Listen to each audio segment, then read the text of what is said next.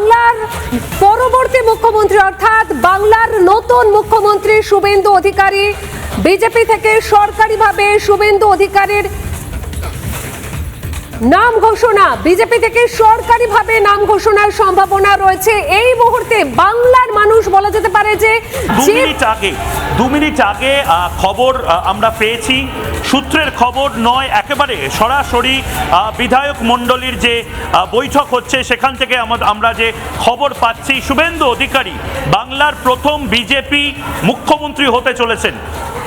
স্বাধীনতার পর প্রথমবার বিজেপি বাংলায় দায়িত্বে আসছে এবং সেই দায়িত্ব ভার নিতে চলেছে যে বিজেপির মুখ্যমন্ত্রী, তার নাম শুভেন্দু অধিকারী। শুভেন্দু অধিকারী এই মুহূর্তে তার নাম ঘোষণা হয়েছে বলে আমাদের কাছে খবর আছে। শুভেন্দু অধিকারীর নাম সর্বসম্মতিক্রমে ঘোষণা হলো। শুভেন্দু অধিকারী এই মুহূর্তে নিজেও ভেতরে রয়েছেন, বিপ্লব দেব রয়েছেন, অমিত শাহ একেবারে পাশে শুভেন্দু অধিকারী রয়েছেন। সেই ছবিটাও আমি চালানোর জন্য বলবো, যেখানে অমিত শাহ সহ প্রত্যেকে দাঁড়িয়ে রয়েছেন। সেইটাই সেই ঐতিহাসিক মুহূর্ত, যে মুহূর্তে অমিত শাহ এই প্রস্তাবটা দেন এবং পরবর্তী মুখ্যমন্ত্রী হিসেবে শুভেন্দু অধিকারীর নাম ঘোষণা করা হয়।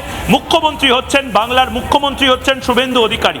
এই মুহূর্তে সবচেয়ে বড় খবর, শুভেন্দু অধিকারীর নাম প্রস্তাব করা হয়েছিল, প্রস্তাব করেছিলেন 3 জন অবজারভার এবং যে সর্বসম্মতিক্রমে যে নামটি উঠে আসে তার মধ্যে প্রথম এবং একমাত্র নাম শুভেন্দু অধিকারী। শুভেন্দু অধিকারী ছাড়া অন্য কোনো শেষ মুহূর্তে কোনো ধরনের কোনো নাম নিয়ে কোনো নির্বাচন হয়নি।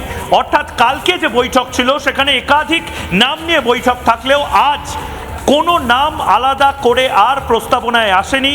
বাংলার পরবর্তী মুখ্যমন্ত্রী বিরোধী দলনেতা থেকে উত্থান